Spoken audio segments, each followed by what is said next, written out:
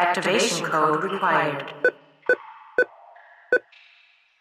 Access granted. Warning. Evacuation sequence activated.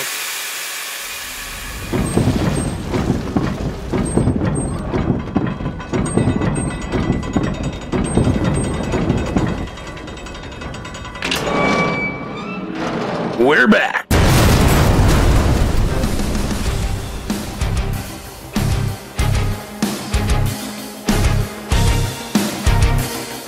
Welcome to the bunker.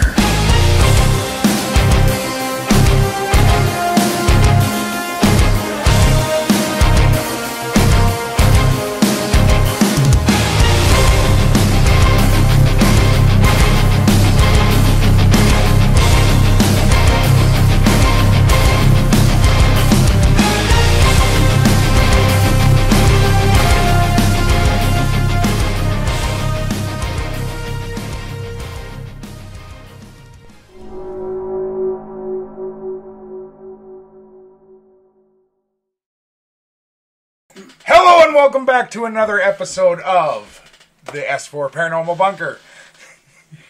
Sorry, I had to cut off my wife there. My bad. Whoa! Hello. Hey now. I've been cut off for a while. So. Yeah. Wouldn't be the first time, friend.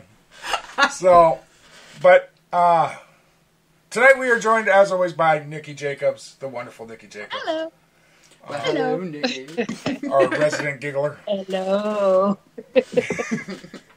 So, tonight we are going to try and help some people.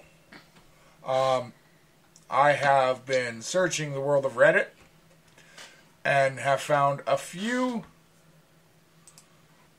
weird-ass stories and some that are actually, like, seriously asking for help.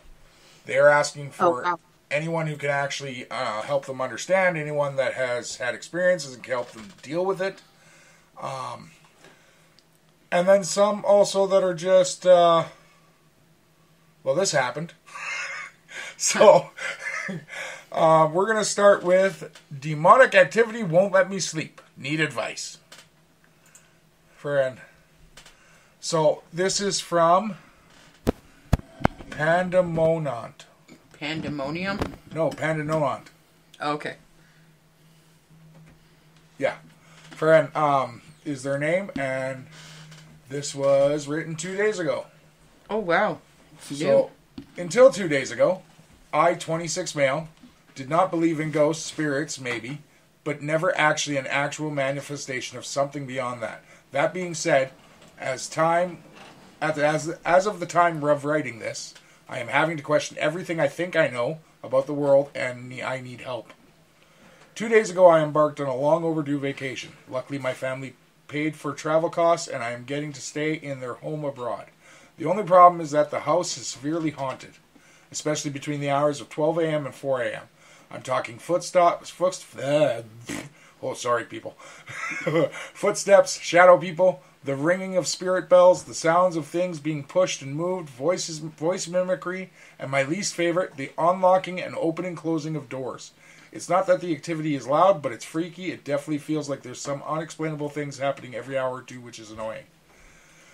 I needed a vacation because my work is so incredibly stressful, so much so I find myself in a perpetual state of exhaustion. Sometimes I get so overwhelmed my chest starts to ache, it's bad. But what's worse is that all this activity is robbing me of sleep. I've only gotten about 10 hours of sleep in the last 72 hours, and my chest hurts like it does at work when I'm stressed out. That, and I'm really, really tired. Per the flare, both a Catholic priest and a medium have on separate occasions been to the house and claimed that the activity is demonic in nature. The priest even believes he knows the demon's name, but I wouldn't dare type or utter it in the house. Also, there is supposedly a hot spot in the basement that everyone avoids at all costs. Well, my family isn't particularly fond of the activity either. No real harm has been done to anyone, and they've all just adjusted to the persistent haunting. After 2 nights in the house, I have not. Both nights, I have been miraculously awakened around 2 or 3 a.m. and cannot, for the life of me, go back to sleep with all the activity in the house. Can someone please tell me how I'm supposed to get some sleep? Get out of the house. It's called a hotel. Most places have them, even abroad.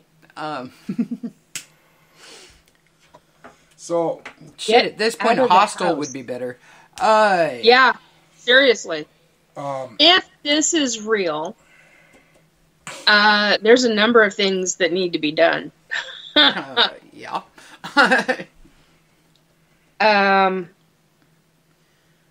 Because you never know with Reddit. You never know with anything anymore nowadays. I mean, people just post bullshit, so you never really know. And even being a psychic medium, I'm not tuning into it.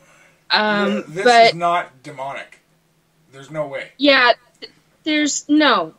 What is taking, if this is a real situation, what is taking place sounds more like a spirit who's pissed off. Does it say what country? Or just abroad? Abroad. Okay. Yeah, I mean, unlocking doors, that's one thing. Opening them is a completely different ballgame. You've got to look into, you know, like in my grandparents' house, I mean, you had drafts that would open and close doors. Somebody opened a door in the kitchen, and one of the basement doors would shut. There's literally a suction in certain houses. The apartment that I'm in has that. I mean, you close the front door, and one of the bedroom doors will close. I actually really like that, though. Yeah, it doesn't. It's so common that, and most people don't even think about it. When you feel lazy, half the time you only have to go to one side of the house, then it's usually the side you're on. Yep. Well, just close one door and it'll close a bunch of them. Well, there's a lot missing from here that would have been key context, too. Like, I don't know, what country it was in would be a big one. The other one is what year the building was built and exactly. Where. Like, it has to be where and not when. Just that, guys. Like, okay. And what land is it on? Right, exactly. A demon is not going to do this kind of shit. Because, I mean, I would think differently if he said he was at St. Catherine's Monastery in Romania than I would if it was like an Airbnb that we rent out sometimes in Canada.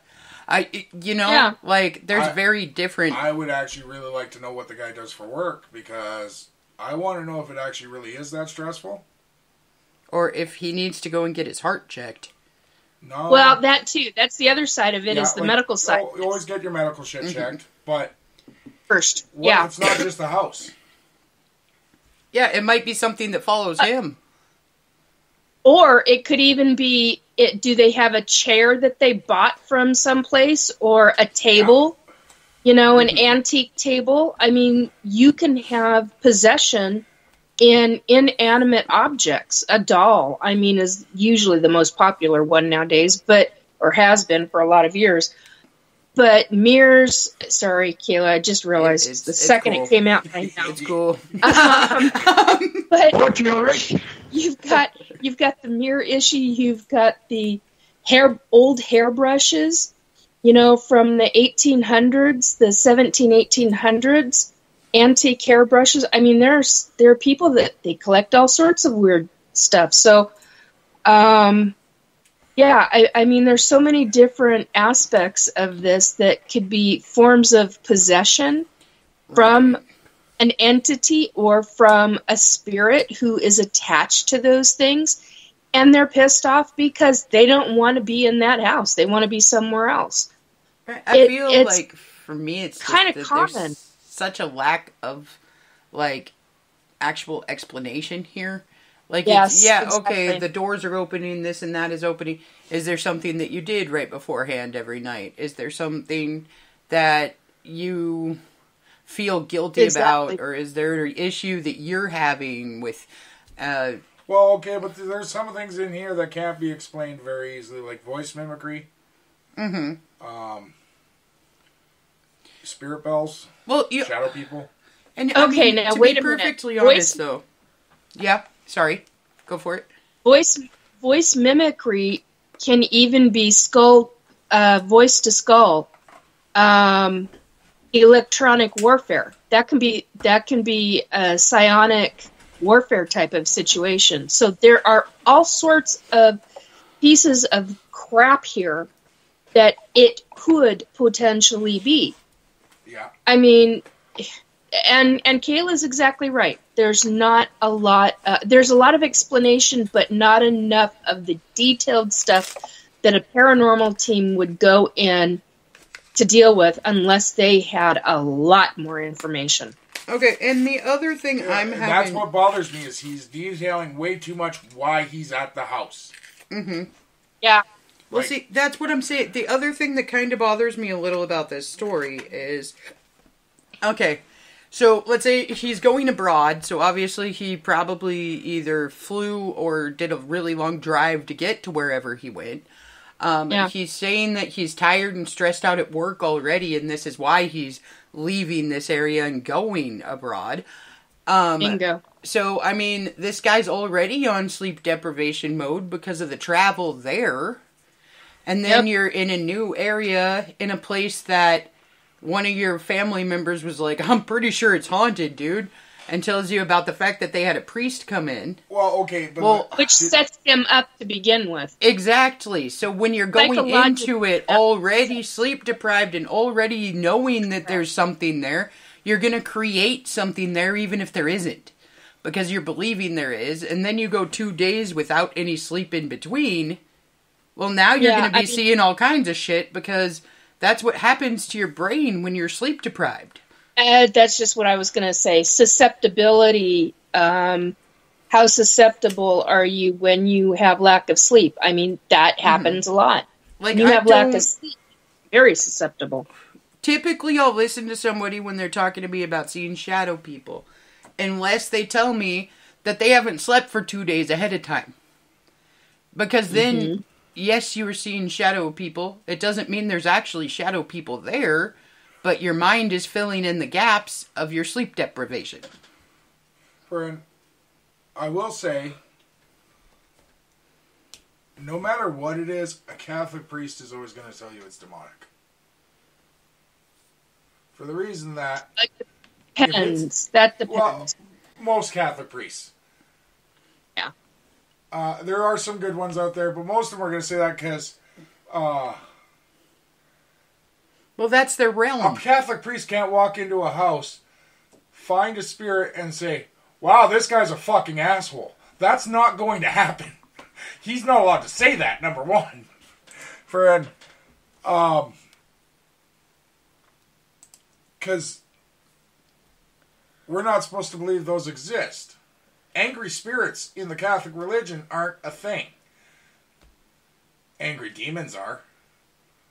But not an angry spirit. Friend, I would like to know if the priest came before the medium or the medium before the priest. And I know there's a joke in there, but we're going to leave that one alone. Thank you. Friend. But maybe they came at the same time. Well, no, because it says they didn't. It was separate occasions. But, yeah. So it was multiple occasions of coming at different times. Not multiple. Okay. But if the medium came after the priest, and the priest claimed for it to be demonic. Whoa, this just went a whole new realm. Well, no, but... yeah. And then the priest claimed for the whatever was in there to be demonic, and that he knew the demon's name. Well, I would hope. Sorry. I'm not going to say it. How many kids do you have in the room right now? Just the one. Just one. Okay. Fred. But I'm going to ask you this, Nikki. Like, even if it's even if she's a true medium, is it possible she copped out? Anything's always possible, Like, but if it's something that she couldn't handle, Could she have just went with whatever the priest said? Most will not do that. No? From my experience, most will not do that. If she got too freaked out, however, the potential for that, yeah, that can happen. Okay. I can see that happening if she got too freaked out. But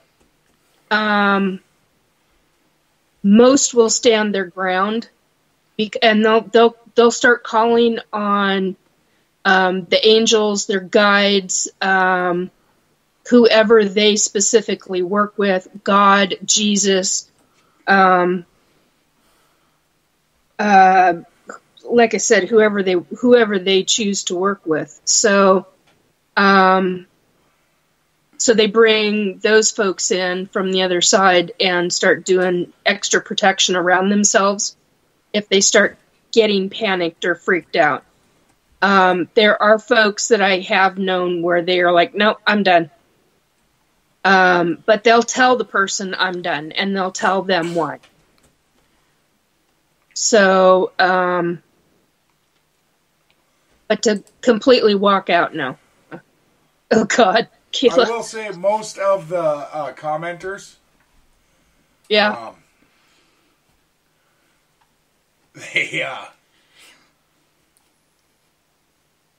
They don't care whether it's real. Okay. They're saying, like, why not some noise-canceling headphones and some door stoppers? Can't open the door now, bitch. Then you're stuck in the room with the entity, the being, or whatever. You really want that? And you can't hear if it's coming. Like, come on now. No thanks. Oh, God, Kayla. That oh, shit, he did it! I put a brick in front of the door and played lo-fi on last night. It helped, but the noises persist. Oh, God. Friend. I wonder if it was a red brick. That's a very good point. Right? Sam and Dean Winchester Because you're actually answered. the one who taught me about that. Nikki? Yeah, say that again. Sam and Dean Winchester answered. Yeah. They said, salt the room. Salt the room. Yes, salt the room. I wouldn't just salt it. There'd be crosses everywhere. Yeah, I'd use pepper too. Like if you're gonna do real, seasoning, if it were real. But if you're gonna do seasoning, you go full out. A little bit of pepper, paprika, some Mrs. Dash. Well, let's not go mixing spices. Come on. We can't add Bit of salt garlic, to Mrs. bit of Dash. garlic bread. garlic bread. Little Palo Santo mixed in there, a little sage. Yeah, let's just make sure we take every entity out. God. So I guess on this one we're Get the bells. we need more information. Yeah, we're gonna call that a story of need more information, sir. Yeah. And leave for a while. Go sleep in your car for a little bit, and then come back and see if it's still haunted. Mm-hmm. Okay, Nikki, you're not gonna like this one. Oh, really? An obsession with the idea of it. More below. This comes from Void of All Stars. Hello everyone, first post here. Since I was a kid, I've always had a fascination with aliens. Of course, I was horrified by movies like Signs, but I think that helped fuel my obsession. Anywho, I've always had some sort of fascination and attraction, not romantically, to the idea of having some sort of encounter. I know everyone says it's absolutely horrifying and can be life-changing, but in some way I crave that. I can't exactly describe it, and I wish I could. I'd live in the middle of nowhere and constantly go out to look at the stars at night, hoping that I see something, anything. Could I have had some kind of previous event that makes me so interested in this? I've also always wanted to try lucid dreaming, but more so than that, sleep paralysis. I know that sounds outlandish, but the idea that I could have some sort of interaction with something, even if it's just cooked up in my mind, is so intriguing. Anyone have any recommendations or even thoughts? Therapy. Lots of it. Yeah. Yeah. That's my recommendation and my thought. I would definitely think a lot of therapy. Okay, well, the fact that they're looking up at the stars at night, so they're night watching, that's a good thing. There's nothing wrong with that. But at the same time, that'll open you up. Potentially. And after what I just talked about yesterday on my own show, God, it can be very convoluted. So being an experiencer, even once, can affect your entire life, negative or negative, detrimental, or positive. So just depends on the race of ET that are doing the abductions. Sleep paralysis is not fun. Medical doctors consider that a very specific medical condition. It's interesting because I've been hearing more doctors going online and actually describing what it's like, and I'm like, yeah, but there's a medical side to that, but there's also a paranormal side to that.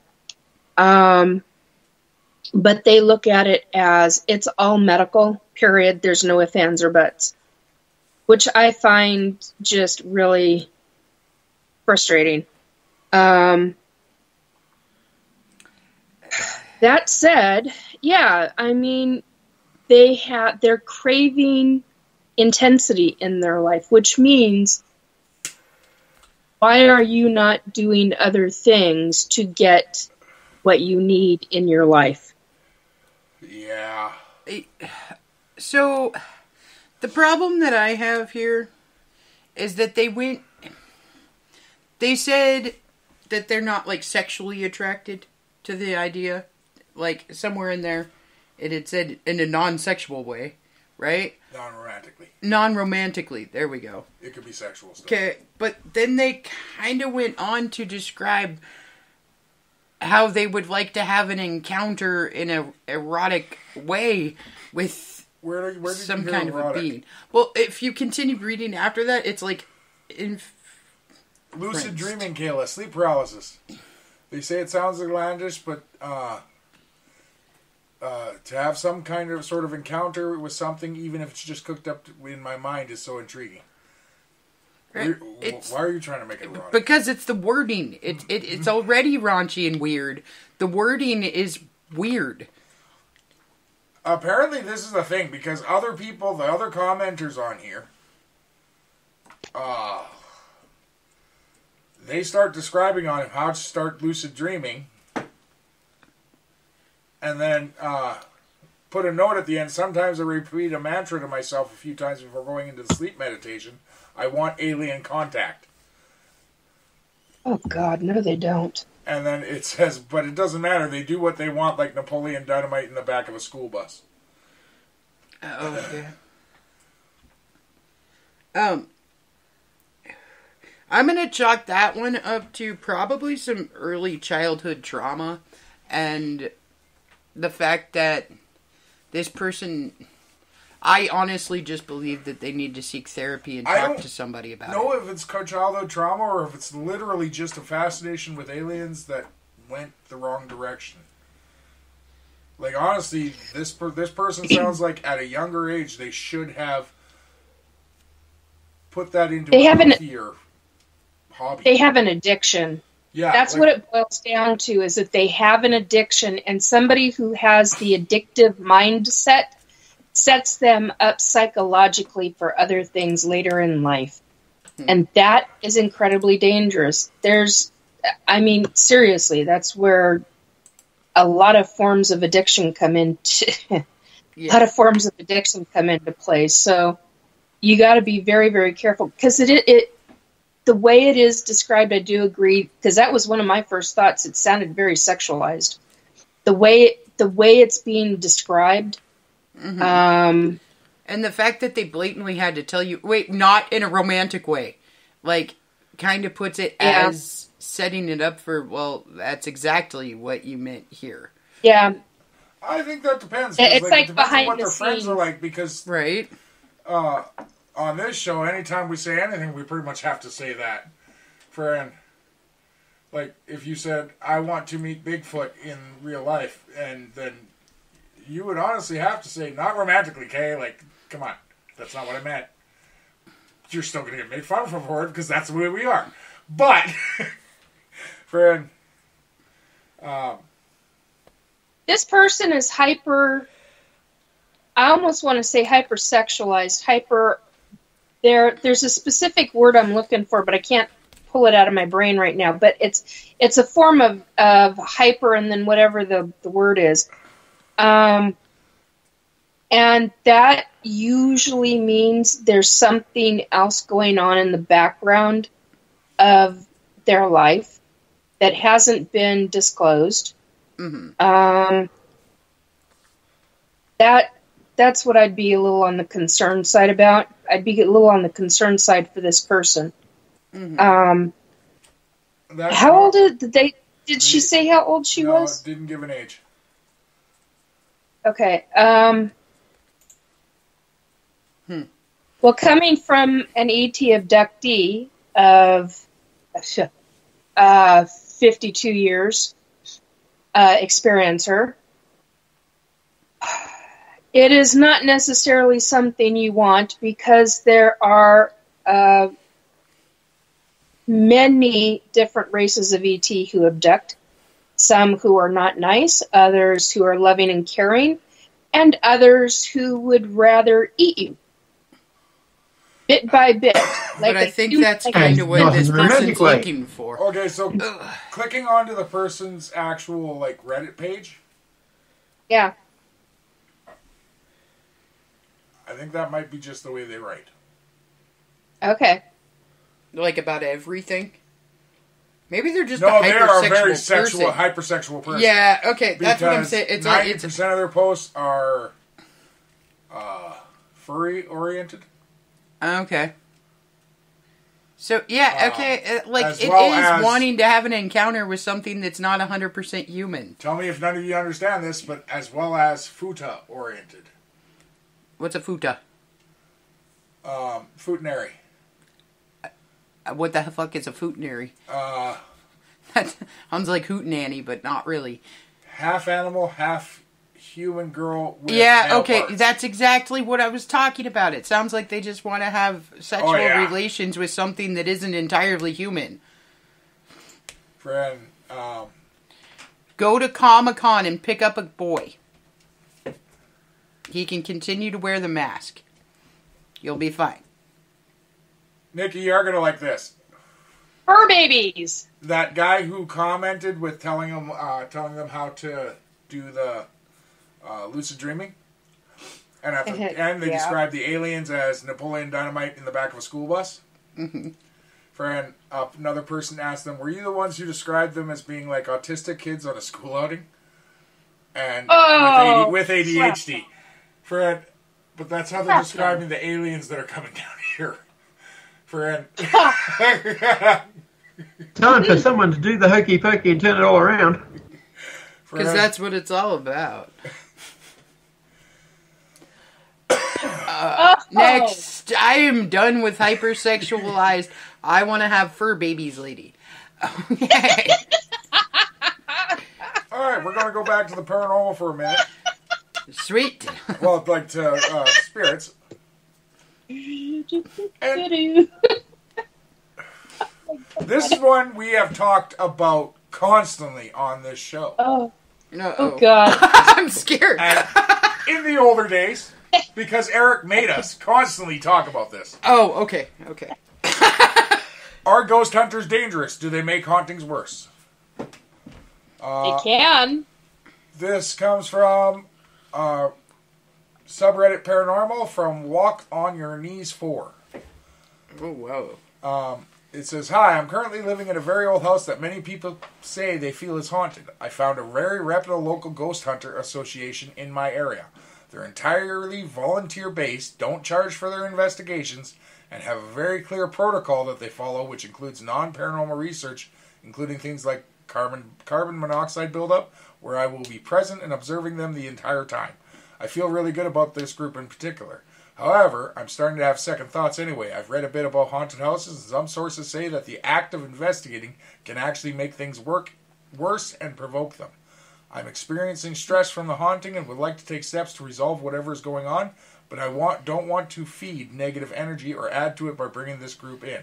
Any thoughts, experiences, or sources I should consider before moving forward? That one's a hard one. No, it's not. Kinda. Well, okay. One, have they dealt with all their own medical stuff first? Two, deal with all the non-paranormal stuff. Second. And if it really is paranormal, yeah, the potential there is very real for aggravating whatever it is. But here's the other side of it. Do they have somebody that can, if it is a spirit causing it, and it's one spirit or even two spirits, do they have somebody on the paranormal team that can cross those spirits over? Exactly. Mm-hmm. Or have communication with those spirits and get an even keel and find out why they're causing issues. Yeah, because if you have a medium worth their weight in salt, you can get information from the spirits if they're willing to communicate without being aggressive. Mm-hmm. And you can find out an even living pattern to where you can both exist. If they don't want to be crossed over, you can actually find an even keel or an even medium to where you can both live in the environment and be okay. Mm-hmm. That is the one thing I noticed when we first joined Forest Moon Paranormal, was the fact that there's a lot of people out there who believe that every spirit has to be passed over or pushed over. Yeah, no, they pushed into somewhere they don't really, like, how do I put that? They were putting them in places where they didn't know what they were actually putting them into. Mm-hmm. And, like, I crossed them over with God. Literally. Yeah, you really got to check. He literally opens up a doorway that is like, and for me it is so intense. Mm-hmm. And it is for the spirit too. But I've only ever come across 2 spirits out of 50 that I was in the process of crossing over. And they were souls from everything, from human to fae to Sasquatch. And out of all of them, there were only 2 that were like questioning. And I'm like, you don't have to go. It's up to you. But this is what you're looking, and you need to be realistic about it. This is what can happen, and for you in both realms.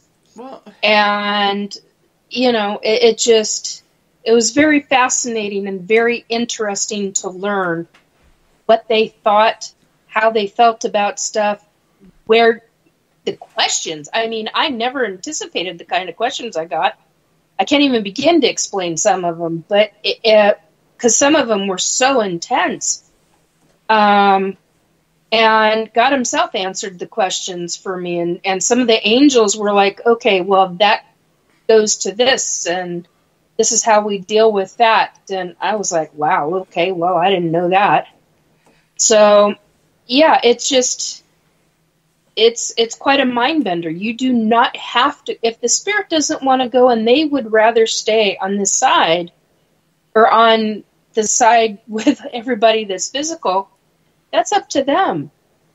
Most of them do want to go, though. I will say that. Most of them really do.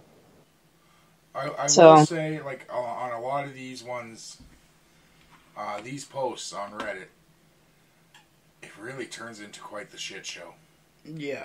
This one turned into an argument, and I got into an argument over the topic, this very same thing, in a chat from this morning, because it was a hyper religious, which I didn't know that when I went into the chat, but it was a hyper-religious community that I had walked into because the subject was fascinating to me. And wow, it turned into a real shit show real fast. Right. This is okay. So this is what bothers me. So 3 days ago, a person says they can. I'd recommend a priest or a pastor, someone with God on their side. Another poster wrote, it really depends on the type of haunting, though. And this guy says, no, ghosts are logically pretty unrealistic. And even if they're real, why risk it? Yeah, that's the attitude that I was dealing with in that chat this morning. And I chose to stay and I chose to defend myself, which I don't typically do. I'll just walk out. I mean, if it's a bunch of BS, but there were enough people that were like, she's making sense. But the hyper-religious ones were like, she's full of shit, and I was getting called all kinds of names, and the mods were actually having to tell the other people to be respectful. And they were the long-timers that had been in that chat, according to what I found out later. But, and funny enough, I got asked to be on the show. But, which kind of cracked me up. But the point is that when you're dealing with people who think they know everything, I don't know everything. I'm not going to tell somebody I know everything. Nobody. Bingo. But that's the problem I have is that you got to be able to see other people's points. Like, you got to be able to set aside your own thought processes and take into account other people's thought processes. And it just doesn't work if you are 100% like all this way 100% of the time. Exactly. I'm just going to say you guys are wrong. What? There is one being in this universe that knows everything. His name is Alf. The all-knowing Alf? Oh my. Yes.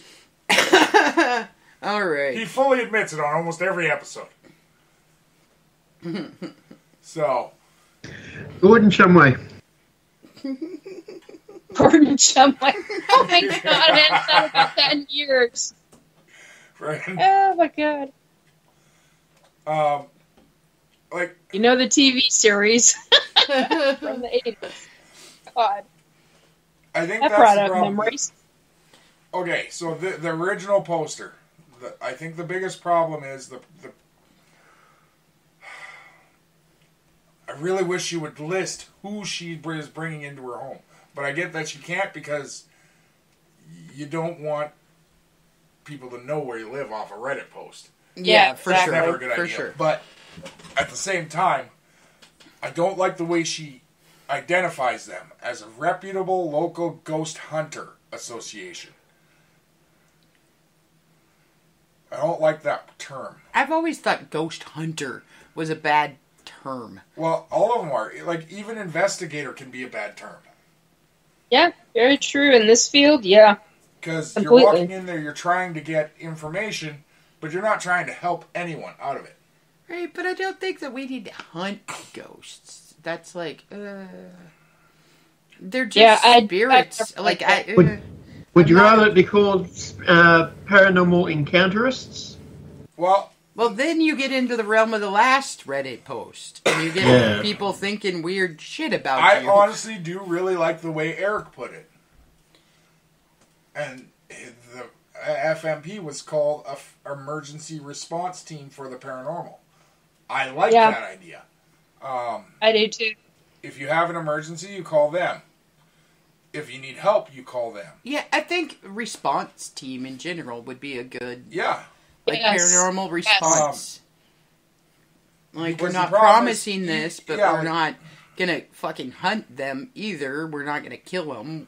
We have seen firsthand in this area where an actual investigation team, not a response team, not a ghost hunter team, but they called themselves paranormal investigators, came in, stirred up a whole bunch of shit in the house and left.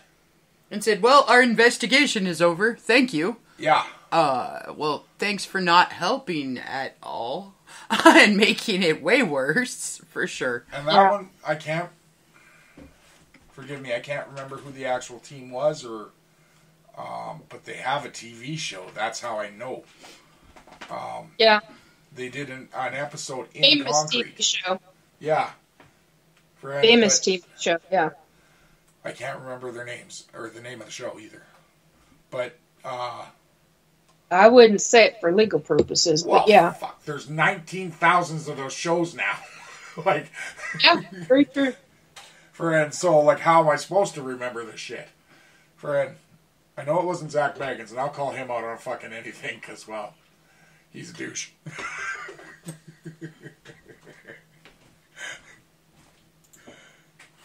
And he can go ahead and sue me, because what's he going to get? My toe?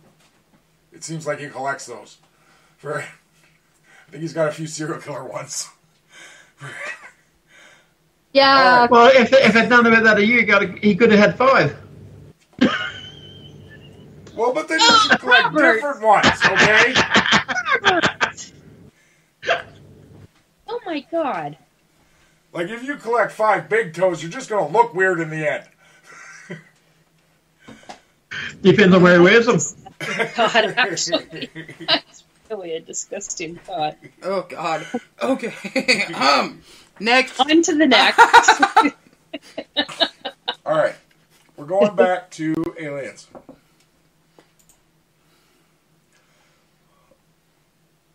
Okay. Guys, this is a bit of a long one. Weird stuff. That's what she said. Weird stuff from last year that's still on my mind. Not a big Reddit user, made my account to just read about other experiences with the phenomena and similar stuff due to curiosity that was caused by last year's events. So last year, around the same time, end of September, October, around 5 to 6 in the evening, I went out to take out trash. The weather was clear, the sun was almost gone, super strong cold north winds where I was walking, and I noticed something in my peripheral vision since it was in the east. I thought it might be the morning star. Somehow it felt eerie, wrong, living in a rural area. There was no sounds of birds and other animals, super quiet. Decided to look up, and it was a silverish sphere, as far as I could see without glasses, and it shining, emitting a white light slowly moving up and down.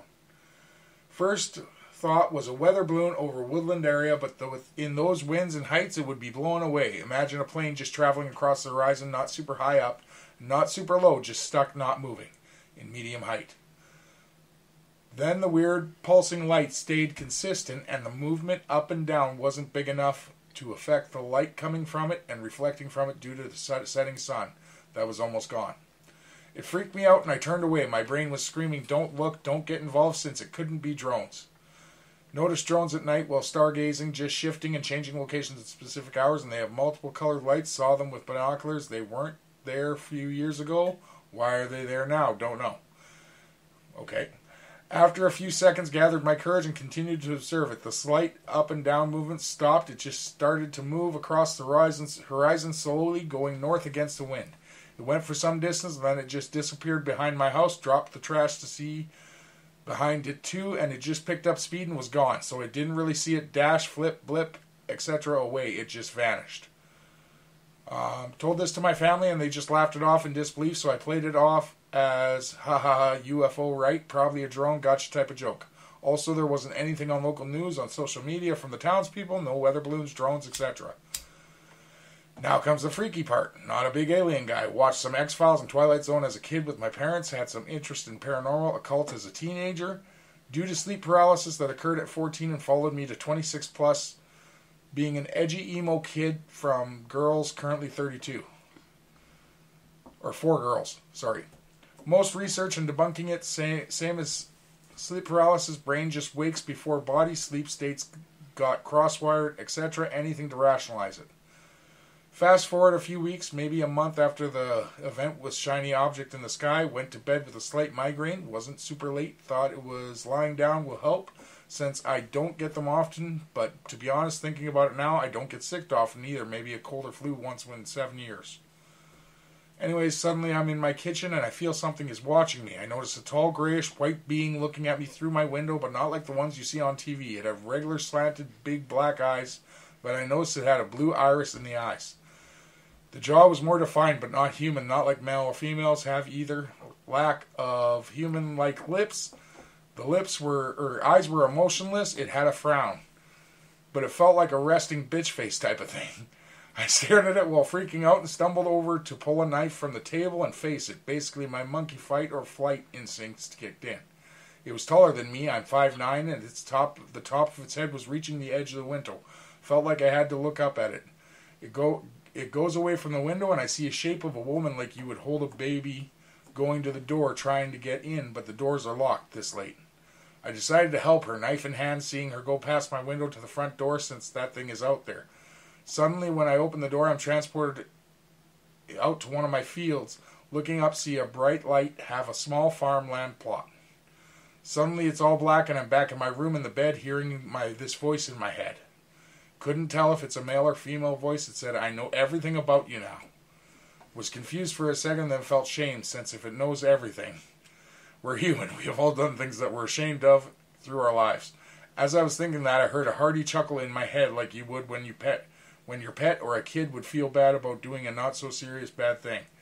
Asked who it was, what it was. Then I snapped out of it. Didn't feel rested, didn't feel like anything, like opening and closing my eyes.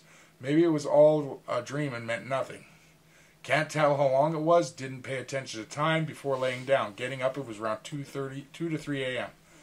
My sleep schedule always been messed up since I got the sleep paralysis. More afraid to sleep since I could feel a sense of dread and sleep paralysis coming. I wouldn't notice it happening if I was super tired or went to bed really late. Also living alone in a rural farmland area in Europe. And then they apologized for the English skills. Apology accepted. And that's it. That's a whole bag of words. To me, sounds like it sounds like a real ET abduction. Yeah? If it's not, I would be very surprised. There's too many factors in it. There's way too many. Although the sleep paralysis thing, that should be checked out medically just to be on the safe side. But there's that's too been many going on things. since he was a kid, so that's probably just coincidental. Yeah. So. Have you ever heard of a race like that, though? Yeah. That actually kind of described, like, quite a few different races. Yeah, Like I was going to say, there's a number of races of gray that are real similar to that. Real similar. I do like the resting bitch face thing. That's entertaining. Oh yeah, that's one of the reasons why I say this sounds like a real abduction. Friend. And with the way the ship was going up and down, they might have stopped off at the fur baby wanna. Oh shit, Robert. I think there's a lot this of person factors. probably had some kind of an actual encounter. Yeah, but what is it? Yeah, it. And why? Like, Okay. I almost for a second there thought you were going to bring in black-eyed children. Like, with the baby mama, like, running to the front, like, and him opening the door. I was like, crap, this just became... It went from Alien to, like, black-eyed children real quick. But, I don't... We know that certain races can also kind of disguise themselves. They look a little funky when they do it. Yeah, they do. But they can kind of disguise themselves as something else. And I mean, to be perfectly honest, if I was like a farmer guy in the middle of nowhere and I just saw an alien outside my window and then like 5 seconds later I saw a woman that I'd never seen before running, Exactly. I would have never opened that door. I would have been too petrified to open that door, especially if you don't have that close of neighbors. You live on a farm plot. Yeah, I called that into question, but that's also could very easily have been a ploy to get him to open up the door. But then, if they're a race of ET that walks through walls, because they changed their frequency, exactly. Why the hell would they even bother? That's why I'm wondering if it's actually because she says this was several months after the initial UFO sighting. Okay, 2 months. Yeah, so I know that this sounds really weird, but they could totally be unrelated as well. Yeah, very much so. This could have been some other kind of entity or something. 1 month. Could have been. Well, no, if it was 1 month, they normally take 2 months to gestate, don't they, Nikki? So if it was somebody escaping, the ship with their baby and going to their door. Holy shit, that's a good point, Robert. Mm. That's a really good point. Mm. Yeah, if a ship had been, that's actually a really good point. Which is one of the things that I talked about on the show last night, or yesterday, or whatever the hell it was. Because I talked about my hybrid children and the process of it. And there were times where I have wanted to take my kids off ship, and they're like, how are you going to do that?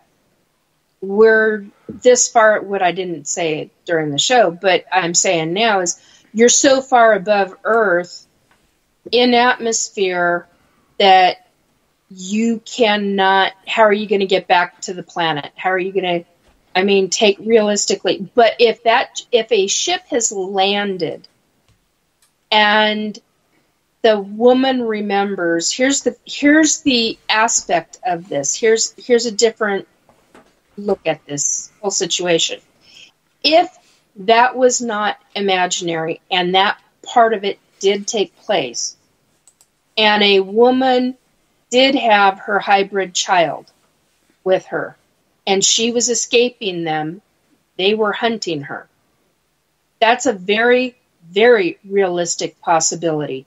I have been there. Okay? I have been in that situation to where I have tried to get off ship. They subdued me. And I know that the second I would have gotten off that ship and on Earth again, I would have been hunted. Yeah, so this might have just been him getting in the middle of it. Exactly. So if it was real, and it is a big if, because to get off ship is incredibly freaking difficult. But if that ship was already grounded on the ground, actually landed on Earth, not above Earth, but actually on the ground, and she managed to get off before they subdued her, more frickin' power to her. But yeah, they will hunt her. I will say that changes the context. I could almost guarantee it based on what I have personally experienced with them. Yeah. That changes the context of their conversation. It does, entirely. Because if she says, I know everything about you now. Yeah, it's kind of like a threat. Like, you can't say that any of this happened because I know everything about you. I know where you're going, what you're doing. This is like it would be like when somebody, let's say somebody escaped from like a detention center or something, and somebody was like trying to help them unknowingly. Well, then don't let anybody know this happened. You know, it's almost that governmental, you saw nothing conversation. Yeah. I will say it scared the living shit out of them, because I am going to tell you something. They have, if they are telepathic, if those were the ones that are telepathic, because not all ETs are telepathic. Mm-hmm. If they're the ones that are that kind of telepathic, then they have the ability to basically, it's like downloading the human consciousness brain and knowing everything that person thinks, everything they speak, every part of their body, every part of their life. I mean, to the living detail. Finest, minutest detail. What it also sounds like is he's never had an experience before that point and never had one after that point. So it does really seem like he's kind of the innocent bystander caught in the middle of something that he shouldn't have known anything about, and they're just trying to tell him, you didn't see shit, dude. Yeah. I mean, there's the very possibility. I can't even imagine that a woman would get off shift with her infant. But if she did, not only more power to her, I want to meet this woman. I will. No freaking joke. I'd want to meet this one. I want to know if she's still alive. Right. I knew the guy wasn't from North America probably halfway through. Mm-hmm. Oh, yeah. And not because of what you'd normally think. Like, his writing is not bad. His English is actually really good. But the fact that he's from a farm, he saw drones, he saw a spaceship, and then he saw an alien, and didn't once pull a fucking gun. Yeah, he grabbed a kitchen knife. He ain't from America. Like, even seeing the woman and the baby. I got the impression, for whatever reason, he's from Italy. I was going to say Italy too. Yeah, around the olive growing fields. I didn't feel Britain at all. Yeah. Well, and the thing about that too is if you look at the cultural differences, where we might go, why in the hell is there some random woman on my property? Cultural differences there would be, there is a woman that is in distress and need. I do not care of the circumstances surrounding it. It's a person with a baby in distress. Yeah, they'll help. Mm-hmm. And, I mean, you're a farmer and you're a country guy. In other foreign countries, yes, absolutely, you wouldn't even think about yourself. You'd be like, oh my God, that woman and that baby need help. But it's like it's definitely somewhere that doesn't have a huge hunting population because most countries, any farm, you have a gun. Yeah. Oh, you have a shotgun. Yeah. I mean, even in England, where guns are outlawed, if you are a farmer, you have a gun. Yes. It has to be registered, it has to be licensed, and the police have to know about it. Yes, and because of the animal issues and the issues with wildlife and different things like this. Exactly. In order to protect your flocks, in order to protect your fields, you need to. Correct. But Italy doesn't seem like a place, like I think you guys are right, Italy doesn't seem like a place that would be a huge issue, so... yeah, really the only thing you're going to have to worry about there is birds eating some of your crop. I mean, it's not like they don't have the same type of wildlife that a lot of other more rural areas have. Did he say? And if he lost memory from when he opened the door, you don't know what happened in that space and time because she could have come in and he could have helped her, and then they came along and took all three of them back to the ship and wiped his memory from that point on. Yeah. Correct. And then he woke up at the field and they'd done whatever. Yeah, and then he woke up in bed wondering if it was all just a dream because of his other issues. And to be honest, you know, you go to bed with a headache, you go to bed with this, but certain things stick with you, whether you want them to or not.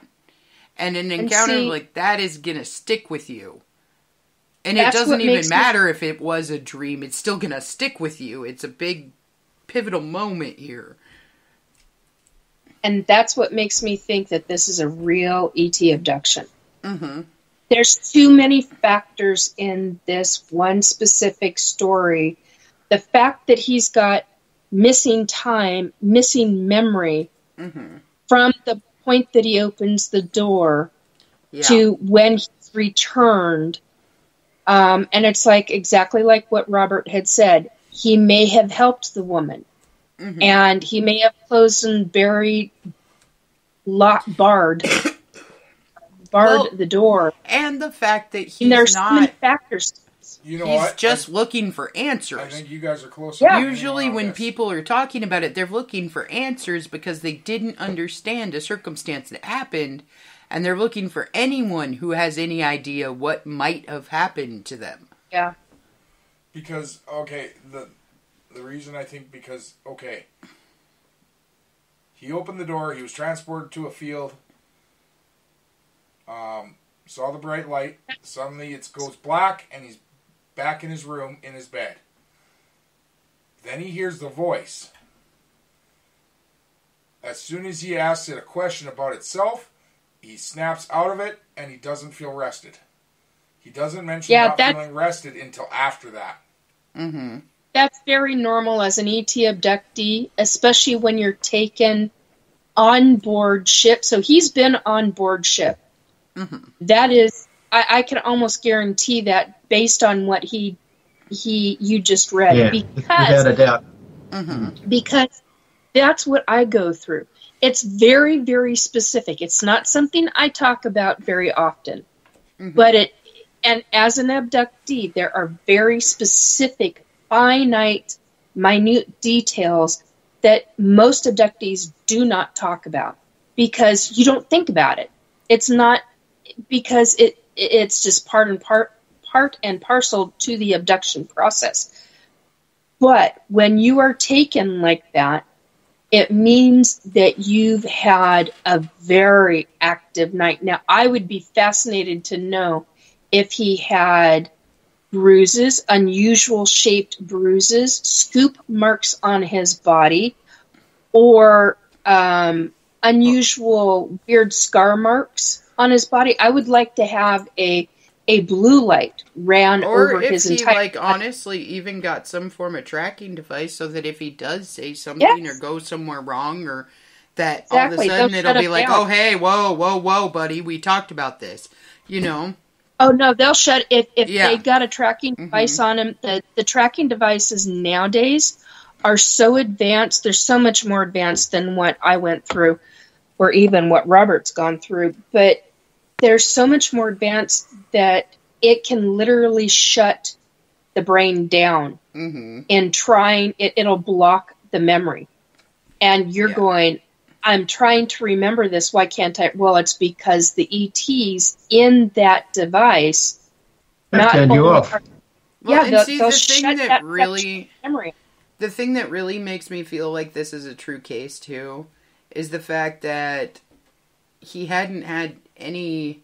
He wasn't into aliens before that. He had no desire to see an alien. He had no thought processes that they were even necessarily real until, what the fuck is that?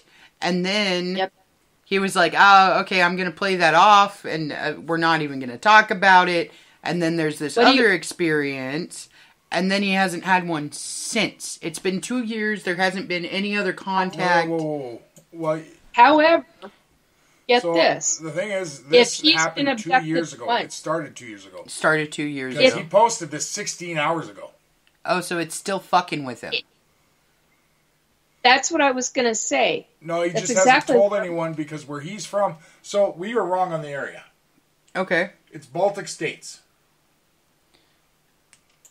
So it's where? The Baltic states. So, Lithuania, Russian. Latvia, and Estonia. Oh, got it. Okay. He's keeping it vague because he is a farmer. And yeah, I get it. It's just like here where he will be mocked and called a crazy person, so he's trying to keep it as... So he's been spending the last couple of years just by himself trying to figure out what the fuck happened here. Give him my email address. He can contact me. I'm not allowed. Or give him my YouTube channel. To that I definitely not allowed to do. So just to reiterate something to our listeners, last month when we did this show with the Reddit stories, I did post our show and told each of the original posters that we talked about to take a look at the show. I gave them the episode and this number of which show to listen to, and told them we did talk about it and we are here to help if they need anything and to contact us if they needed anything further. And every subreddit that I did that in, I was kicked out of. You cannot promote other forms of media within. You cannot promote yourself. You cannot ask them to contact you. It's not allowed. Okay, but we can make a comment, correct? Not on this one. They kicked me out completely. Like, I'm allowed to read. That's the only thing I'm allowed to do on alien abduction. But you would be able to go in and comment. Yeah, I can share it. Then share it with me personally, and I will go in, create an account, because this guy needs answers. Yeah. And if I can help him, I will be glad to do that. Because I know what it's like, and it's not fun trying to figure this shit out. Mm-hmm. So, my concern, though, is that if this took place 2 years ago, what the hell is it that's sparking him to do this now? Exactly. Yeah. I would lay odds that he's being repeatedly abducted, especially if he's seen a woman with a hybrid baby. All he recognized was that it was a woman with a baby in distress. That's huge. I just sent it to you on Discord through the private server. I saw it come through. But yeah, it sounds like this guy just really needs somebody that understands what he's going through to be able to reach out and help him deal with what he's seen without calling him a freak for doing so. Well, he is, like, he got a few. Like, he's got, in 16 hours, he got 19 comments talking to him. So, like, he does have people that are talking to him and thanking him for sharing, and some of them aren't interested in him, in helping him. They are talking about, like, shadow government and stuff like that, trying to but at the end there is someone that says, sounds like you've got a good head on your shoulders. The mimic of the woman with the baby is wild. Wish I had more knowledge than curiosity, but glad it seems you're okay physically and mostly mentally, besides the understandable stress and confusion.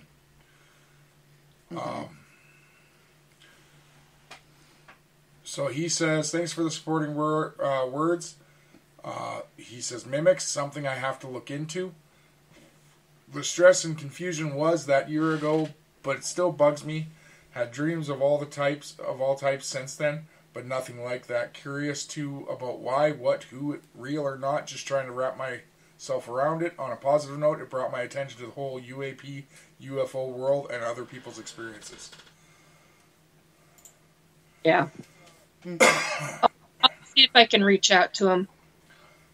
Yeah, like, he's probably still online right now. Like, some of these comments are only 9 hours old. 5 hours. Okay. So, one person talked to him completely in emoji, and I don't know how to read that, so I can't help there. Okay. Friend. All right. So, you know what? I'm going to skip a few. There it is. All right. This one says, I was never much of a believer, past tense. Before I explain my experience, I feel it necessary to tell you how much of a non-believer I was of so many things. I pretty much called BS on everything except spirits. I had too many experiences in my 32 years to not believe in the afterlife and spirits, which I guess now makes me sound a bit silly, because why would one be true, but the other unexplainable things not be. Anyway, one evening around 3 months ago, I was sitting in my car listening to my favorite Stevie Nicks song and smoking. Before you say anything, I know how bad it is to smoke, and I'm fully aware of all the terrible things smoke can cause, but we are all going to die one day, right? I choose to live my life and enjoy myself and my cigarettes while doing so. So I was in my car in my own little world when I saw 2 children who seemed to have come out of nowhere begin to head towards my car. Shit. I thought it was strange, especially being as late as it was, but hey, who am I to judge? I thought they would pass by and continue on to their walk to wherever, but I quickly realized they were approaching my driver's side window. Creepy, but okay. I chose to just get out instead of rolling my windows down because I felt rolling the windows down was a bit rude, and to be honest, I wanted to be as close to the front door of my home as possible, just in case things got weird. And boy, did they get weird. As I was getting out of one of the children, a little girl about 6, asked why I was getting out. I simply answered because I'm heading in for the night. I followed up with, "You guys okay?" They both quickly responded with, "No, we are scared." The other child, a little boy, asked, "May we sit in your car until our parents come?" I thought, until your parents come? Where are these parents and where are they coming to? I asked where they lived, in which they answered, "Down the road." So I told them it was getting late and they better just head home. At that moment, both children peered up at me at the exact same time. It was then that I noticed the eyes. Eyes like I've never seen before. Dark, very dark eyes. Yeah. Eyes that were unnaturally dark and cold. So cold. I immediately got an uncomfortable feeling, the kind of feeling that makes you fight or your fight or flight kick in. I knew I needed to get away from these kids and quick. I told them I was heading in, and for the little girl asked, "May we come in?" I of course said no, and it was then that the polite children started putting off an almost annoyed and angry vibe. I again told the children they needed to head home, and the best I could do was call the police when I get inside. I said goodbye and headed towards my front door. They followed. It was time I got assertive. These children were not coming in my home. They both began mumbling things. I could not make out, but whatever it was they were saying did not sound kind. I made it inside, turned to lock the door when the knocking began. Are you kidding me? Why won't these kids get the hint? Ugh, I was not answering that door. No way. I called my boyfriend and explained everything. He thought I sounded crazy, but I agreed to head over to stay the night so I would feel safer. Needless to say, the children eventually gave up and went back to whatever creepily soulless hole they crawled out of. I hate to talk about kids like that, but those were not normal kids, not even close. I've never seen these black-eyed children since, and I pray to never see them again. I am by no means a writer, so I apologize for my grammar and punctuation mistakes. I feel the need to share the story in hopes that others can offer advice, or at least let me know I am not the only one. I can't be the only one, right? Whew. Yeah. Friend. Yeah. Well, I'm not fucking sleeping tonight.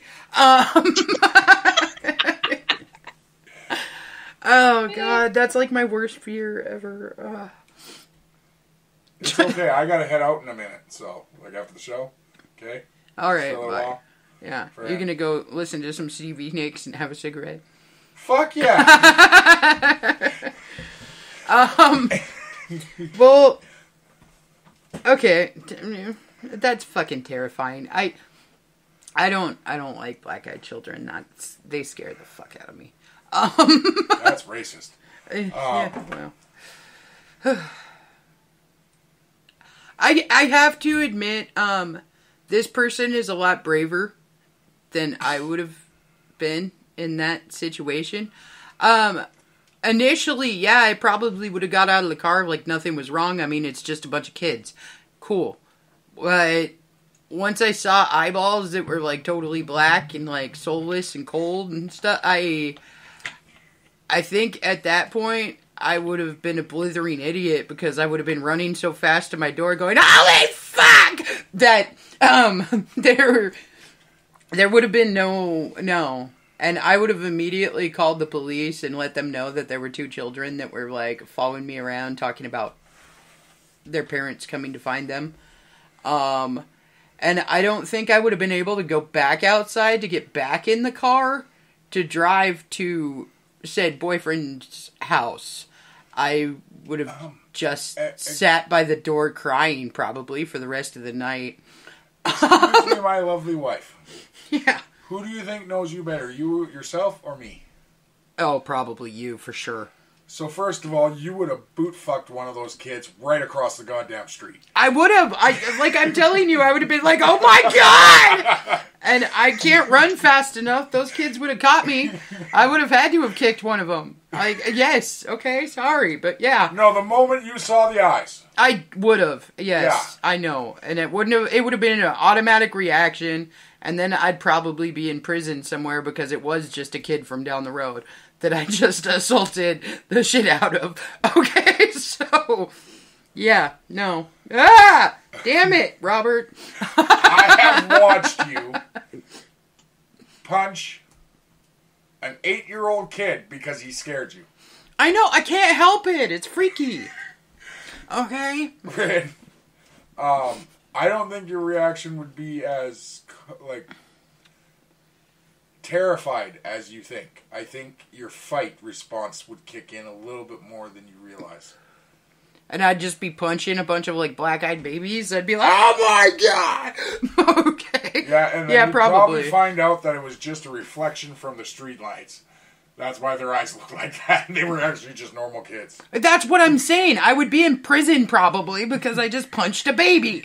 Okay? I'm not violent towards kids, I promise. But if they have completely black eyes and they are terrifying and coming at me, we're talking not just black irises. We're talking the entire eyeball, folks. Right. There is a difference here, okay? So, I will say, though, you have to be careful now. Because the contacts are very cheap due to cosplaying. That's true. Yep, I've seen them. They're only about $20 to $30. So, yeah. Yeah, and I could totally see me, all across the newspaper or the freaking King 5 News saying that this crazy woman beat up emo children. Well, we've got 6-year-olds walking around with $1,500 iPhones. What's $30 for a set of contacts? Not to mention, a lot of them have free roam on whatever you want to buy on Amazon. Here, kid, have a card. No. Yeah, Kayla's sister did that, and our nephew bought lifetime supply of ramen. He did. It was really weird. There were 20 big containers shipped to their house of top ramen. Yeah, pretty much.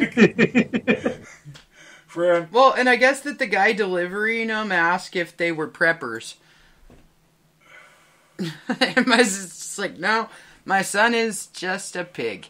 Okay. But yeah, no. Let's do another story because we all can pretty much say that that's a black-eyed baby and that you don't fuck with those. You just run away and you don't ever let them into your vehicle or your home. Okay. Thank you. So this is from a new subreddit that I found. I swear to God, if this is about moths or mirrors, I'm going to punch you. No, this is from a new subreddit I found called Paranormal Helpline. Okay. It says, I think I need help. And I don't know how all this... I'm quite new to Reddit. But for some reason, Reddit listed this as not safe for work. Oh, cool. I've experienced paranormal stuff my entire life. I can't even begin to explain how much I've seen, felt, heard, smelt, etc. I feel like typing this up just further puts me in danger. Like I can't type it in this house because it's watching me do it, but when I leave the house, it still feels the same but less strong. There's currently a fly infestation in my room. There's a built-in mirror facing my bed, and they all swarm above my bed and at the mirror. I would include a video, but it's not allowed on this thread. 2 years ago, my cult friend used a Ouija board in my house without my consent, asked it when I was going to die. It said before my next birthday, which is in 5 months, I was basically forced to join the Ouija session, and I asked about this demon, and it said it was attached to me since I was 5, and it told me my childhood friend's name, which died when I was 11, and it told me about what my dad did to me. Part of this wasn't on the Ouija when I asked my friend if we could say goodbye and they could continue without me. None of those people knew about my childhood friend. Adding to that in because I didn't believe in or like Ouija boards, nor do I like them still for obvious reasons. I was extremely suicidal after this and SH'd, and I would wake up with bruisers, still do. And my friends, different friends, would tell me about how when we had sleepovers, I'd just wake up by just sitting straight up and then slamming myself into the headboard and rolling to my side and go back to sleep without saying anything. Has happened multiple times. I have a Bible that just went missing. I tried to sage my house, and I had claw marks just appear on me. I feel like a stinging burning, then my skin would be red, and it just slowly appeared like when you get punched and the bruise takes a little to appear. When I was 5 and this apparent demon attached itself to me, I was going through extremely strong emotions, which I know can conjure stuff, and I would wake my cousin up randomly crying, asking her if she could see the man with the top hat. I've always seen stuff, and it feels like I'm being hunted constantly. I have claw marks on the wall in the room that my old friend used the Ouija board, and no one in my house feels comfortable going to the bathroom with that room's door open at night. I haven't opened my curtains or let anyone in my room for years. It feels like I'm meant to be locking something in here, and when my room isn't locked, whether I'm in it or not, I have extreme anxiety. I feel crazy because part of me doesn't believe in this stuff, and I feel like I've been thrown into it all. I'm not comfortable saying my age, but I'm still extremely young, and I lived longer with this thing than without it. I heard black crystals protect you, so I've done that, tried to keep a Bible, tried to sage my house. I even considered letting my old cult friend do an exorcism on me at one of my lowest times, but I know that would have been the stupidest thing to do, and it would have only made it worse. I literally constantly feel like I'm in a horror movie. I went to type what it says its name is, and this overwhelming feeling of dread and fear just came over me. I feel so stupid typing this, but I'm just scared and I don't know what to do. Okay, I'm going to open this up real quick in the beginning here. If all of this is true, because again, Reddit, you're not 100%. Number one, your friends are assholes and should have never done something like that without your consent. And right. No one should ever invade your space like that without your consent, no matter who the hell they are. It sounds like, unfortunately, you're a very susceptible person to the fact of peer pressure and of other things. And that they totally and fully took advantage of the fact that they knew that that was going to terrify you, whether or not anything happened. That it was not going to be good for your mental health or anything else. Number two, if it is something that does terrify you that much, if you are worried about it so much that you've pretty much become a shut-in in your own house and you have distanced yourself from relationships and friends and family, and you have become very suicidal over it, that the very first step for that, and I know that this is super cliche, but get some therapy, find somebody to talk to about your experiences. It sounds like you've had some pretty horrible ones in the past and in the present, and you need some help maybe getting over some of the issues that have happened to you and some of the things that have happened to you in your life. And I would definitely do the therapy route before I decided to bring in a priest or try an exorcism or anything of that nature, just to make sure that your own mental stability is okay enough to even think about doing something of that nature. As well as medical. Mm-hmm. Counseling, get in, see your doctor. There may be, I hate to say it, but maybe possibly antidepressant that might work specifically that could help deal, as well as dealing with the counseling side of it. Then, after you're in counseling for at least a year, start, asking those questions again. Most likely it will not be what you think it is. And I'm gonna say right now, though, if you ever listen to this, at this point in time, from the sound of what your age is, you're not going to be able to get help for a little while. But as soon as you are of the age of majority, seek help. Mm-hmm. And just know that there are others out here that will listen to you and have advice for you if you're willing to take it. Also, and I don't say this kind of stuff very often. I'm usually like the giggly, happy, person here. But in everybody's life, we all have issues. We all have problems that we've dealt with or tried to get over or anything like that. And if you really are to the point where you think suicide is the option, there are helplines out there. Yep. There are places that you can go, safe havens.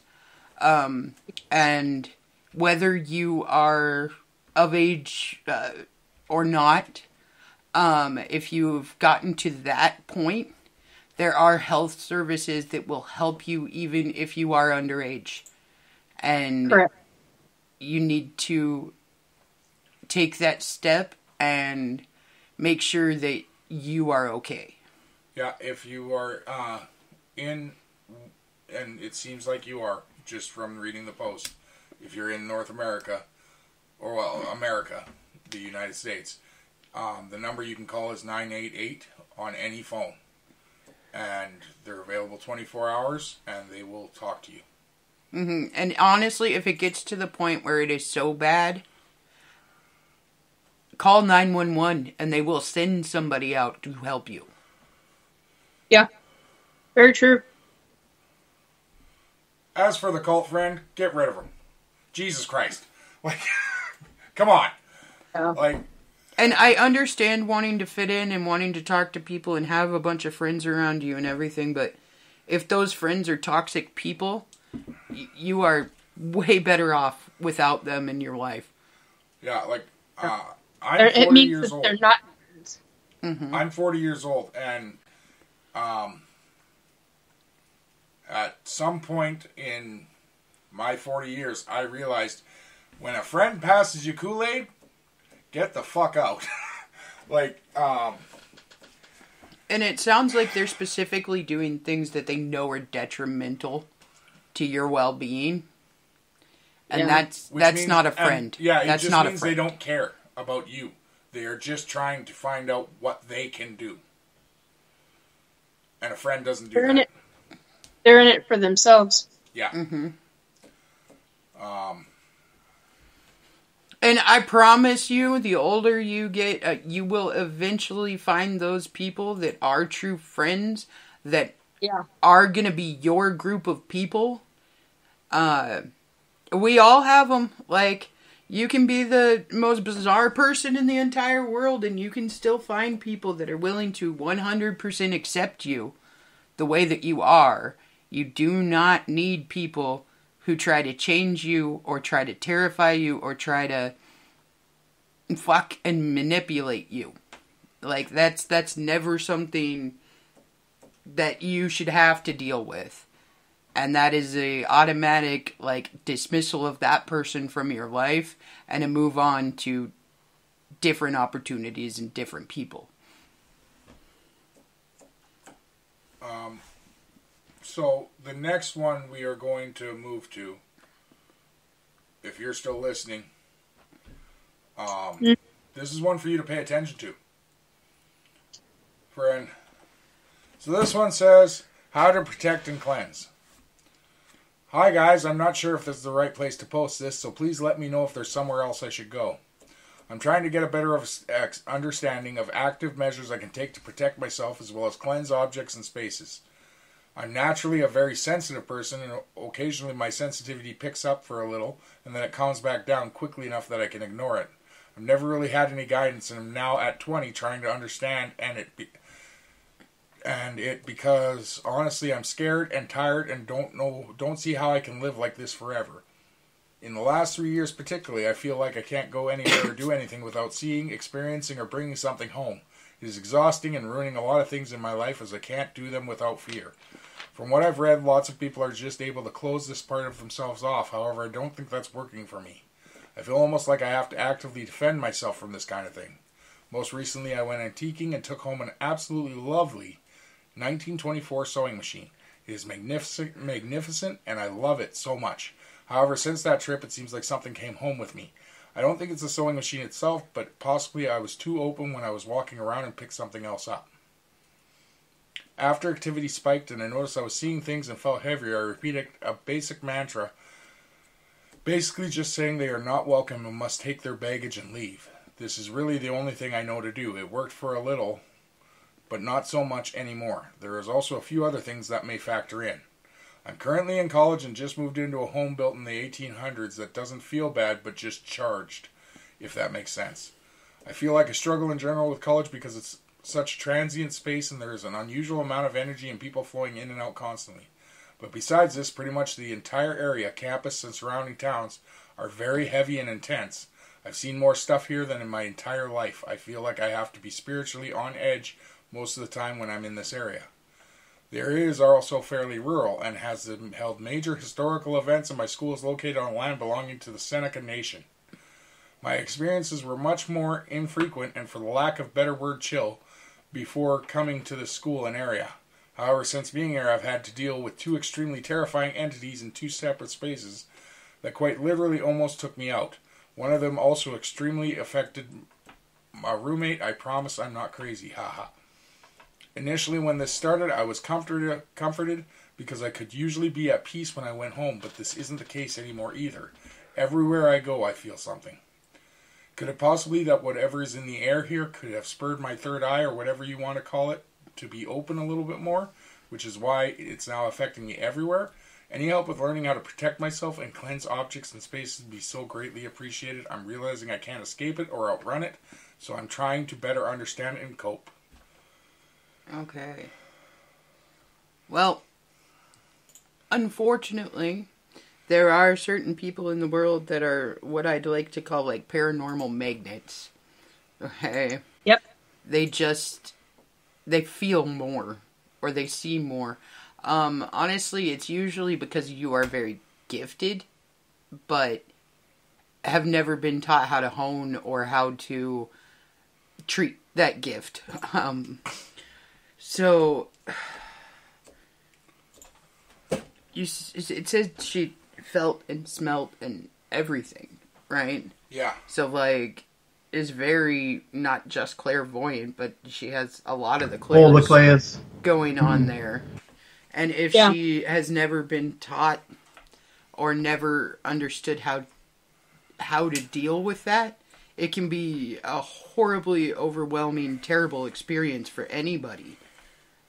Nikki, I don't know if you saw it, but I sent that one to you too. Yeah, I did. I was shaking my head, yes. Because I think she pretty much needs more than even what us is just now people within the paranormal can help with. And like I said, like there are protection stones, there's shielding, there's grounding, there's these different things. Yep.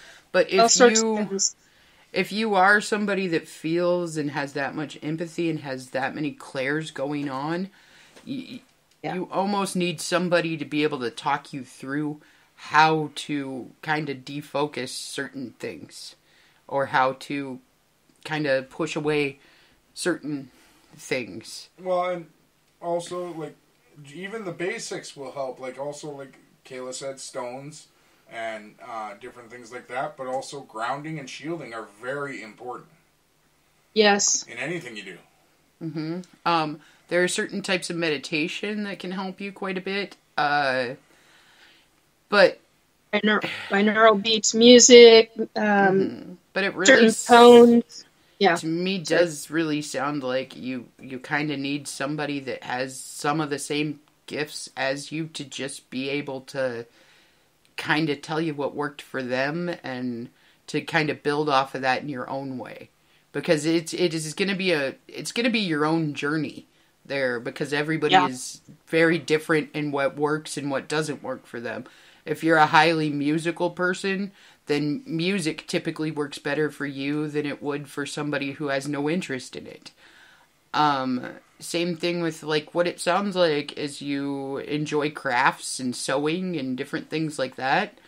So that might be something that you can kind of fall into to keep the feelings a little at bay. When was the sewing machine from? Yeah. 1920. I would agree with all of that. I don't even know where to go with it because there's so much.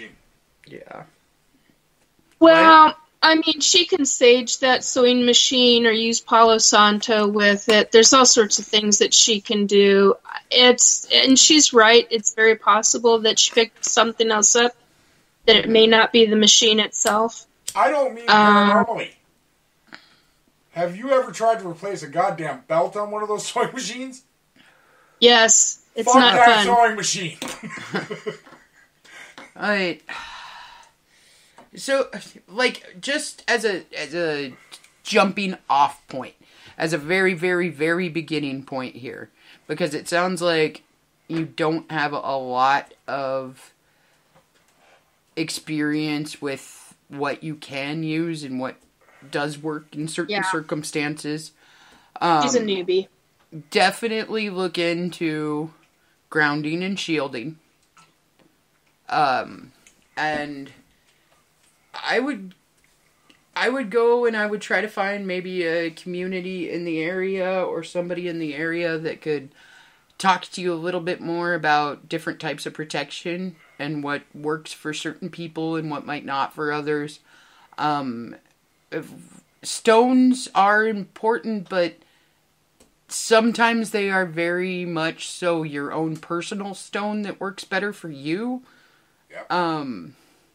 So with that kind of thing, if somebody says, just grab some tourmaline, well, yeah, except if it doesn't work for you, then you're going to have to find your own there. Yeah. And that can be a process. Yeah. Because, like, if you're like me, tourmaline won't stay in your pocket, and you're going to have to keep fucking buying that shit. Friend, yeah, I ripped tourmaline up. It literally shreds. With what Kayla was saying, when finding a community, I will say, when you are looking for a community or like-minded people, Nikki has the best advice for anyone, and it fits almost everything in life. That's the weird part. But not really weird. Just the best part. The research? My favorite part. Yes. Do your fucking research. Yeah, because do your that's my standard answer. Do your own research. Research. Those are the two main ones. Because it is so important not to rely on everybody else, but to glean information from many different sources. Mm-hmm. The other thing is that if she's living on land that is Native American land from a specific nation, talk to that tribe. Yeah. Find who are the head. I cannot think of the titles right now, but find out who are the spiritual folk. I can't. My brain is not there on it right now. Well, but the shaman. Thank you. Find the shaman in the tribe and say, can we? Can we have a conversation, please? And if that doesn't work, then do your research, do your due diligence, and seek in that specific area, because that's in New York.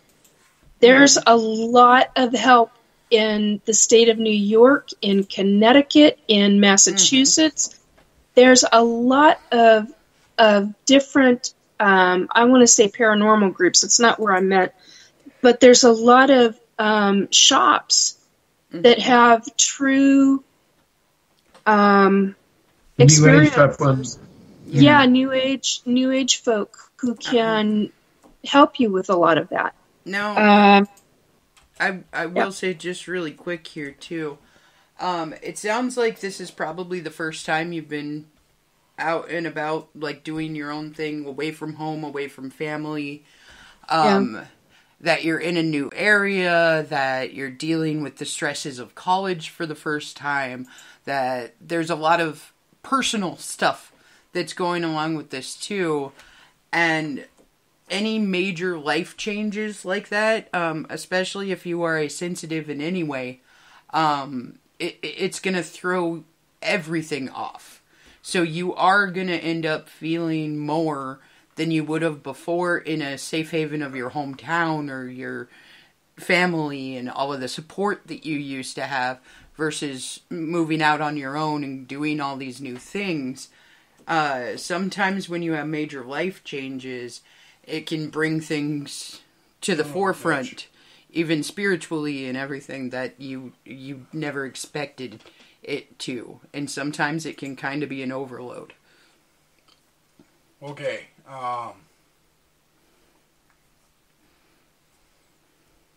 The area where your college is located,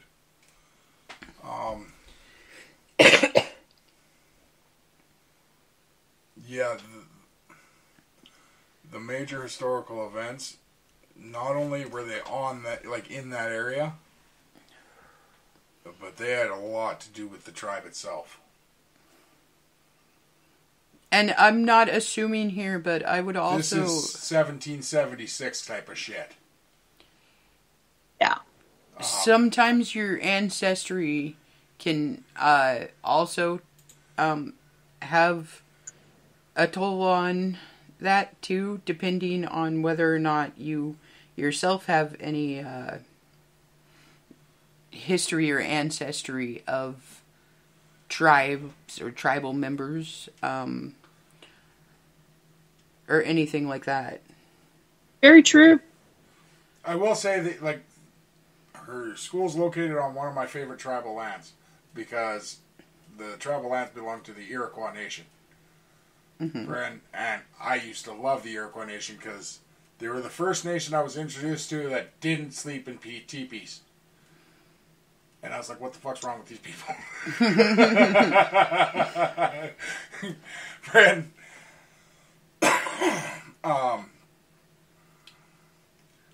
Plus, it's a really fun word to say. Who doesn't like saying Iroquois? Friend. But, and I mean, if you ever do happen to listen to this show, like, you can always reach out to any of us. You can find us on Facebook. We have all of that. Social medias everywhere. So, if you ever do listen to this, and you want more information on anything, just reach out to any of us and we'll get you pointed in the right direction at least. Yeah, we've got contacts, to say the least. And all over the world, so... Yeah, quite true. Well, from the looks of it, I can post the episode in this one.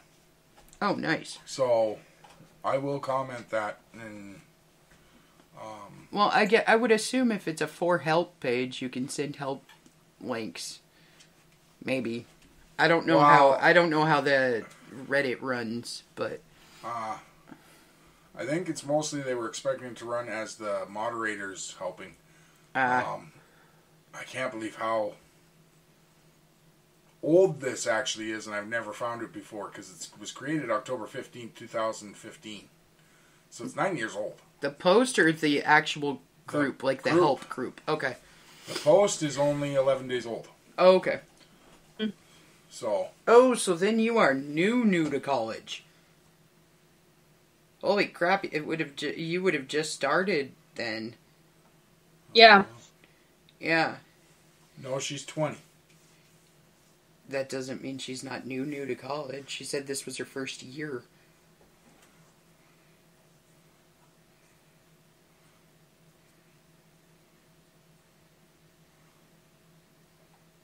Interesting. Fine first year, and I don't think it's in here, Kayla. Oh, okay. It just says she's currently in college. Oh, okay. So,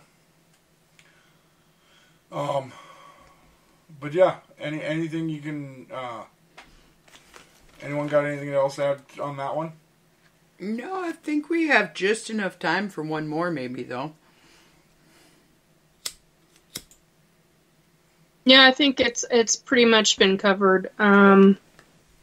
There are the grounding, meditation. Meditation would help her a lot. I mean, if she gets anything, meditation. Certain focusing, types of exercise, for sure. Yeah, too. Focusing. Getting her mind to stay calm in specific incidences that come up, because that will help her to start to focus her energy and to start eventually putting barriers around herself. Mm-hmm. Okay, we are going to do one more. Oh, hold on. Oh, man. Leg cramp? Yep. Sorry. I wasn't like, oh. I'm just going to expand this because I have to lean away from my thing, so. Okay. Something is following Mom home. Mom home? Oh, God. Hello, my mom has worked on level 8 of this particular building for over a decade with zero issues. Recently, due to downsizing, the company she works for moved to an office on level 1. The prior tenants left all their furniture behind and her company is using it free of charge. First red flag. This level has a high turnover of tenants from what Mom can remember in her 12 years working there. Since they moved in, her colleagues have reported many weird things. The front door facing the elevators are all glass. The receptionist can see anyone who approaches at all times and lets people in when they ring the buzzer. The buzzer has been going off at random times and there is no one there. 2. The elevator seems open on their floor, or sometimes opens on their floor, but they are empty. Always the middle car, again at odd times. Number 3, people start feeling sick. At one point, 80% of the staff were sick at various levels of seriousness, from mild to severe. They also don't fully recover. 4, the emergency stairwell where the toilets are located. People have said the motion lights turn on, then off, but no one there. Number 5, the toilets flush next to occupied cubicles, but again, no one is in them. Number 6, Mom has started seeing someone around the house. Number 7, we have all heard our names being called at least once. I thought it was my mom at 4:30 a.m., but she was asleep. My mom thought it was me around 1 a.m., but I was asleep. My sister thought it was our dad, but he was snoring around 5 a.m. These all happened on different days. Number 8, bad dreams of a demonic-faced woman. We have all seen it, but not told each other until this morning. Help, I have done sage, prayers, and salt in and out of the house, but I don't want it following Mom back home again when she has to go back to the office. People have started avoiding coming in. The whole floor level is eerie, and where people used to work late on the old level with no issues, no one stays past 5:30. Their kitchen is the worst place. The building is in top condition, so it's not a health-related thing, but I need something that will discourage whatever this thing is from latching onto her. They will be moving to a new site in August, but until then, it's an unavoidable necessity to go into this office. Shit. She needs stones around her.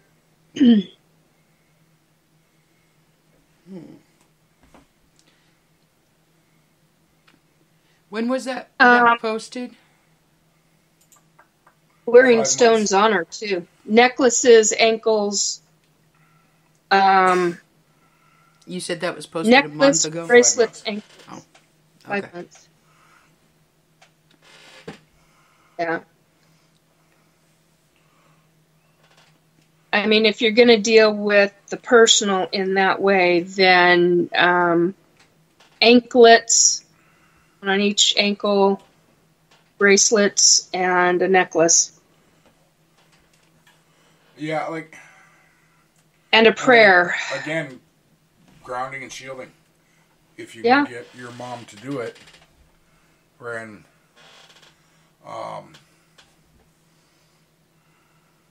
You can actually ask the angels to watch out for her, too.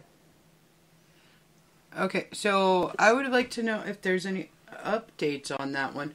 Because if it was posted 5 months ago, then that means that she would have moved already in August. Exactly.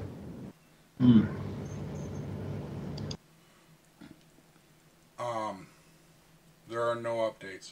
Okay. Because if it was just a matter of, like, now that she's moved into the new office and everything completely stopped, then it was obviously just something from that office that had potentially followed her home or had been there in that office space. But without any updates, like, and the fact that they were moving out of the office space in August and now it's September, that would have been at least May, that this would have been, so they'd have been out of the office by now. So I feel like any information or anything that we would give as far as protection purposes and stuff might be null and void if nothing is actually happening anymore.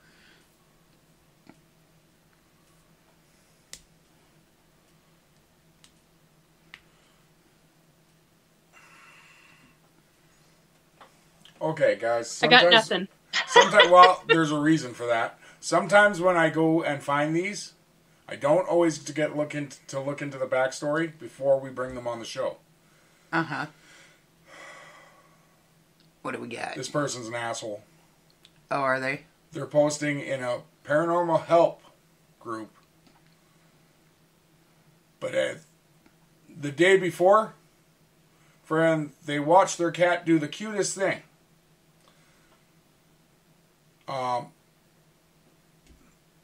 Okay, so this is all just poppycock. The day after, they had stupid speaker battles with their neighbor all night. Every post they have is about something different. This is a fake fucking account. Okay. That's I was kind of like wondering because something was off. It just didn't sound right. And then I'm like, well, and now there shouldn't be an issue even because it's after the fact. And yeah. Yeah, no. Yep, so I'm going to chalk that up to somebody just trawling around on the internet trying to get people to talk to them. And Robert will appreciate this. It was a fucking kiwi. No, of course. Yeah, because, like, honestly... Damn sheepshaggers! The first thing that threw me off is that they repeatedly stated that at the office, at work, but never stated what their parent actually does. Yeah. So, that's a big one for me. Like, is it a financial job? Is it a this? Is it a that? Because that seems like something that somebody would post in there would be what position they had or why they continuously had to go into the office versus doing it from home or doing it from... You know, like, there were all these factors in there as to... well, what does your parent actually do?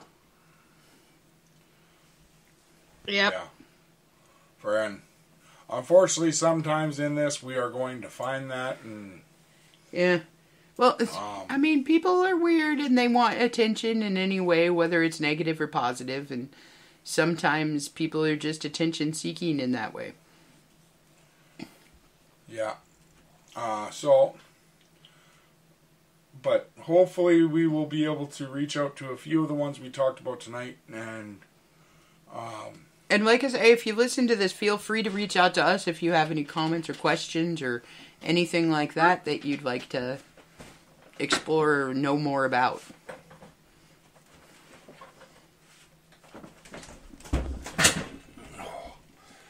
Friend, there's a lot of interesting stuff on here.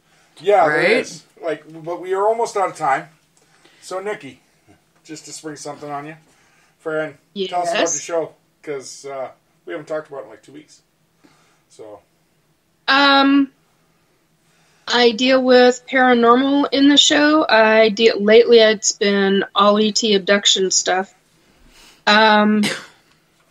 I'm hoping to eventually get StreamYard up, get it paid for a year, and get that up so that I can start having guests on. Nice. My show's name is Restore Belief with Nikki. I'm the only one on YouTube with anything like that still. And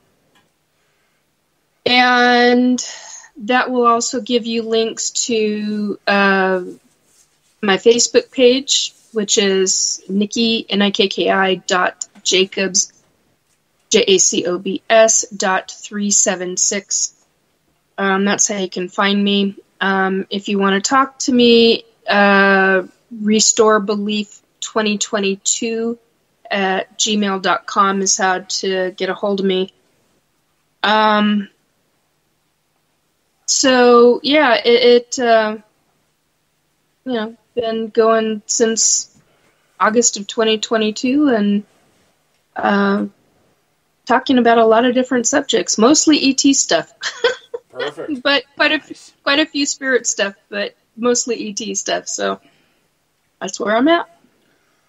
Friend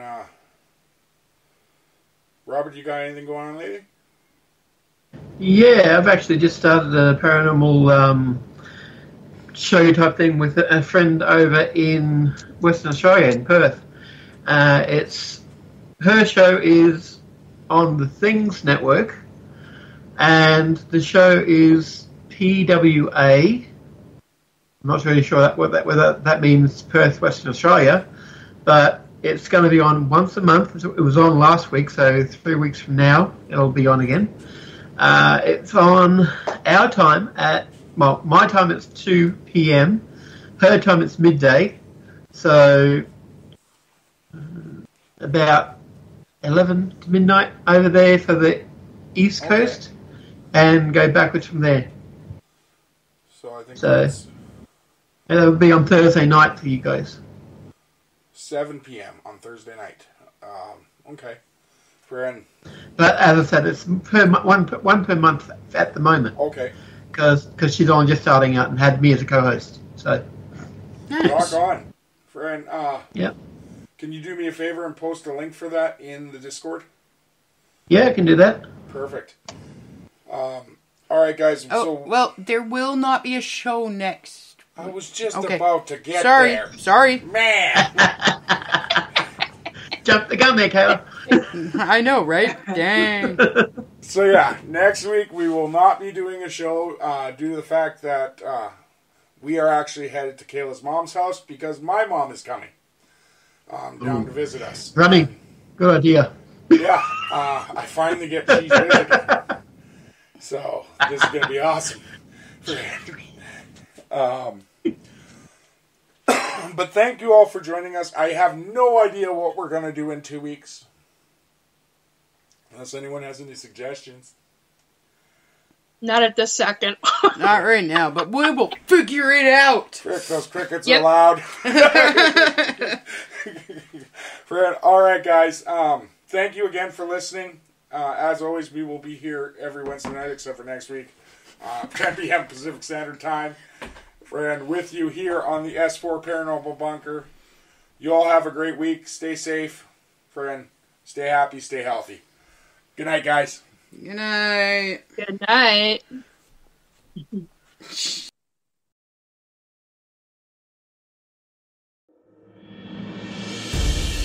Data transfer complete. System malfunction. Please evacuate immediately. Program terminated.